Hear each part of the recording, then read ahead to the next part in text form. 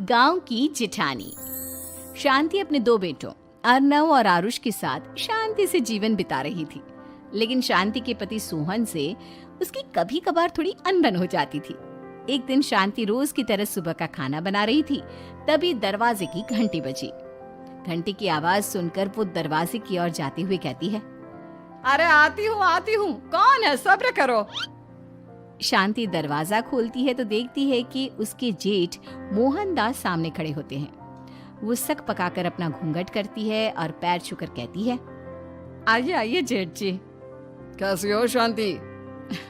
जी मैं तो बिल्कुल ठीक हूँ, सब आपकी मेहरबानी है भाई साहब। शांति और मोहनदास की बातें सुनकर शांति का पति सोहन और उसके दोनों बेटे बाहर आ जाते हैं।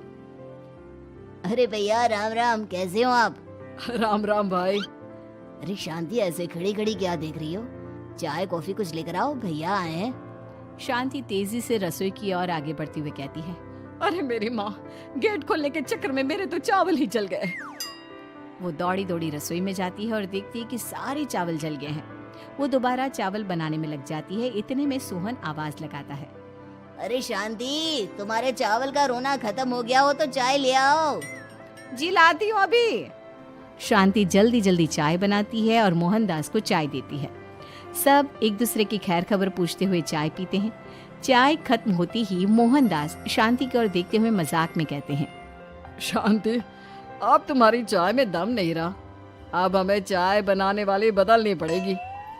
ये कैसे मुमकिन होगा जेठ जी, घर और बाहर का सारा काम मुझे ही करना पड़ता है और कभी कभी जल्दी जल्दी के चक्कर में काम बिगड़ जाते हैं, जैसे आज चावल जल गए।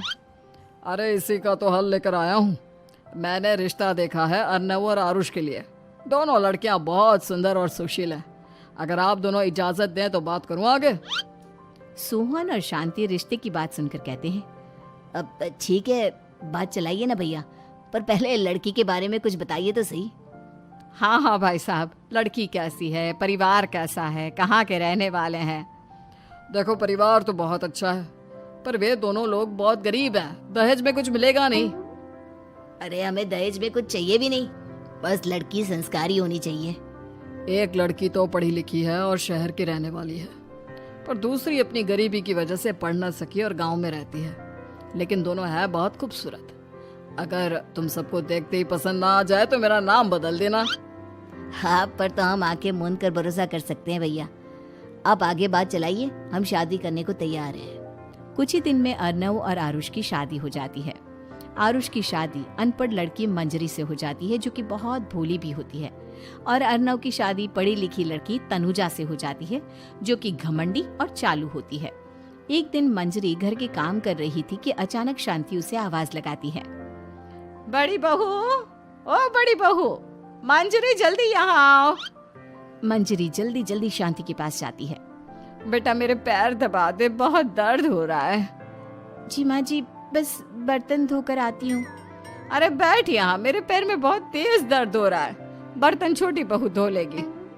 मंजरी शांति के पैर दबाने लगती है तो शांति तनुजा को आवाज लगाती है, छोटी बहू, और छोटी बहू। तनुजा थोड़ी देर से आराम से चलकर आती है। जी माँ जी, आपने बुलाया मुझे? आपको कोई काम था क्या? तू कुछ काम कर रही है या? शांति की बात काटते हुए तनुजा बोलती है, कुछ नहीं माँ, फोन पर अपने घर पर बात कर रही थी। अरे बाद में बात करियो अपने घर वालों से, पहले जाके बर्तन धो ले। तनुजा मुंह बनाते हुए अपनी जिठानी की ओर देखती है और मन ही मन कहती है, ये महारानी वहाँ बैठी है, ये नहीं कि बर्तन धो ले। मैंने इतनी पढ़ाई बर्तन धोने के लिए की थी क्या? तनुजा दांत पीसकर वहां से चली जाती है। अगले दिन सब दफ्तर चले जाते हैं, तभी डाकिया चिट्ठी लाता है। शांति चिट्ठी लेकर मंजरी से कहती है, बड़ी बहू, जरा छोटी बहू को बुलाना, एक चिट्ठी आई है। मेरी तो आंखें कमजोर है तो मुझसे पढ़ा नहीं जाएगा। मंजरी तनुजा के पास जाकर कहती है, तनुजा, तुम्हें माँ जी बुला रही हैं। मुझ पर हुक्म मत चलाओ, काम बताओ काम। अरे मैंने तुम पर कहाँ हुक्म चलाया, और हुक्म चला भी दूंगी तो क्या हुआ, तुम तो मेरी छोटी बहन की तरह हो ना। तुम जैसी अनपढ़, जाहिल और गांव की गवार मेरी बहन नहीं हो सकती। बेचारी मंजरी तनुजा की बात सुनकर अपना सा मुंह लेकर रह गई। कोई चिट्ठी आई है, माँ जी तुमसे पढ़वाना चाहती है, बस इसलिए बुला रही हैं। मुंह टेढ़ा करके तनुजा मंजरी का मजाक बनाती हुए कहती है, अनपढ़ कहीं की। तनुजा का ऐसा बर्ताव देखकर बड़ी बहू बहुत दुखी होती है। तनुजा को अपनी पढ़ाई का घमंड इतना हो गया कि अब वो घर के कोई काम नहीं करती और अपनी जिठानी का मजाक बनाती रहती। तनुजा का ये बर्ताव अब उसकी सास को भी नजर आने लगा था। एक दिन शांति ने अपनी बड़ी बहू से कहा, मंजरी, तनुजा हर समय तुम्हारा मजाक उड़ाती है, तुम्हें गुस्सा नहीं आता क्या? आता तो है माँ जी, लेकिन मैं क्या करूं? जब भी उसे कुछ बोलती हूँ वो और भी जली कटी बातें मुझे सुनाकर चली जाती है। मैं उसे अपनी छोटी बहन की तरह प्यार करती हूँ, लेकिन उसके दिल में मेरे लिए कोई इज्जत नहीं। बहू, तूने वो कहावत सुनी है, जुल्म करने वाले से ज्यादा जुल्म सहने वाला अपराधी होता है। मंजरी अपनी सास का इशारा समझ जाती है। वो अपनी देवरानी को सबक सिखाने की ठान लेती है और एक दिन शांति अपनी दोनों बहुओं के साथ बैठी थी तो शांति अपनी बड़ी बहू से पूछती है, अरे बहू, शाम होने को है, कुछ सोचा है क्या बनेगा खाने में? माँ जी, मेरे तो सर में बहुत दर्द है आज। मेरी प्यारी देवरानी ही कुछ अंग्रेजी खाना बनाकर खिलाएगी। सुना है पढ़े लिखे लोग अंग्रेजी खाना बहुत अच्छा बनाते हैं, क्यों तनुजा? इतना कहकर मंजरी अपनी सास की ओर देखकर मुस्कुरा दी। तनुजा अपनी तारीफ सुनकर बहुत खुश हो गई। इतने में शांति कहती है, ये तो सच बात है छोटी बहू, ये तो मैंने भी सुना है। हम भी पक गए हैं बड़ी बहू के हाथ का खाना खा खा कर। तनुजा, तुम्हारी माँ भी तो तुम्हारे खाने की बहुत तारीफ करती हैं। आज हमें भी खिला दो कुछ अच्छा सा बनाकर। शांति की बात सुनकर छोटी बहू और आसमान पर चढ़ गई, पर उसे ये कहाँ पता था कि उसकी सास और जेठानी उसे सबक सिखाना चाहती हैं। तनुजा अपनी तारीफ सुनकर खुश तो बहुत होती है, पर सोचने लगती है, मुझे तो कैसा भी खाना बनाना नहीं आता। अब मैं क्या करूंगी? अगर मैंने इनको सच बता दिया तो मेरी सारी इज्जत मिट्टी में मिल जाएगी। अरे छोटी बहू, क्या सोच रही हो? खिलाओगी ना अपने हाथ का अंग्रेजी खाना? छोटी बहू हाँ में सर हिला देती है। अचानक से उसके दिमाग में एक आइडिया आता है। मैं इंटरनेट से देखकर कुछ बना लेती हूँ, मेरी वाहवाही पूरे घर में हो जाएगी। मुझे कौन सा रोज रोज बनाना है। माँ जी, आज आप सबको ऐसा खाना खिलाऊंगी, ऐसा खाना खिलाऊंगी कि। इतने में शांति छोटी बहू की टांग खींचते हुए कहती है कि पता नहीं कैसा खाना खिलाओगी। ए ऊपर वाले, हमारी रक्षा करना। इतना बोलकर शांति और मंजरी दोनों जोर जोर से हंसने लगते हैं। अब तनुजा रसोई घर में चली जाती है और खाने की तैयारी करने लगती है, पर उसे रसोई घर की चीजों के बारे में तो कुछ नहीं पता। जैसे तैसे सारी चीजें निकालती है और इंटरनेट पर देखकर खाना बनाती है। कुछ ही देर में सब लोग घर आ जाते हैं। अरे सुनते हो, आज का खाना हमारी छोटी बहू बना रही है। अरे वाह, आज तो फिर कुछ अंग्रेजी खाना खाने को मिलेगा। कुछ ही देर में खाना बन जाता है तो छोटी बहू सबका खाना लगा देती है।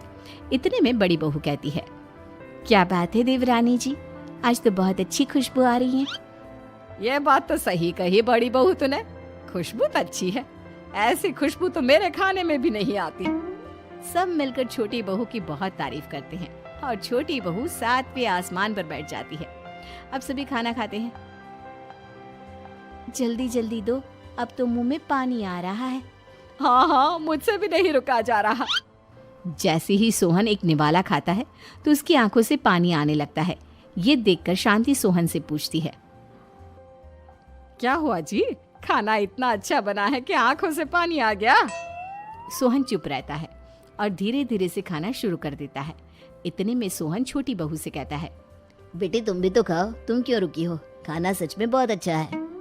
ये कहकर सोहन जोर से हंस देता है। फिर सब खाना खाने लगते हैं, लेकिन खाने में नमक और मिर्च तेज हो गई थी। तनुजा से कोई कुछ नहीं बोलता, बल्कि उसे भी खाने को कहते हैं। जैसे ही छोटी बहू खाना खाती है वो पानी पानी कहकर चिल्लाती है, पानी, इसमें तो पानी। ये खाना तो सच में इतना अच्छा बना है कि हमारे साथ साथ देवरानी जी भी इसके स्वाद को कभी नहीं भूल पाएंगी। सही कहा बहू। तनुजा को अपनी गलती का एहसास हुआ और उसने अपनी सास से कहा, माँ जी ये मेरी गलती नहीं है, इंटरनेट पर दिखाया था कि 4 चम्मच नमक और मिर्च डालने हैं। अब मंजरी को भी मौका मिल गया और उसने तनुजा पर तंज कसा। नाच न जाने आंगन टेढ़ा, हर जगह अपनी पढ़ाई दिखाती हो, दूसरों का मजाक उड़ाती हो। अब पता चला ना, हर चीज में पढ़ाई काम नहीं आती। और तुम तो शहर में रही हो, तुम्हें तो मुझसे भी अच्छा खाना बनाना आना चाहिए ना। बेटा, अगर तूने ठीक से सब सीखा होता तो आज तुझे शर्मिंदा नहीं होना पड़ता। बात शहर या गांव की नहीं होती। मंजरी गांव से आई है, लेकिन उसे घर का काम करना और खाना बनाना सब अच्छी तरह से आता है। तुम शहर में रही हो, तुमने ये सब क्यों नहीं सीखा? छोटी बहू सर नीचा कर सबसे माफी मांगती है और बहुत शर्मिंदा होती है। दीदी मुझे माफ कर दो, मैंने आपको बहुत बुरा भला कहा, पर आपने मुझे हमेशा ही माफ किया। आज मुझे अपनी गलती का एहसास हो गया है। अब दोनों बहुएं मिलकर घर का काम करने लगी और एक दूसरे को अपने गुण बांटने लगी। मंजरी ने अपनी देवरानी को खाना बनाना और घर का काम करना सिखाया, वहीं तनुजा ने भी अपनी जेठानी को पढ़ना लिखना सिखाया। शांति और सोहन ऐसी बहुएं पाकर बहुत खुश थे।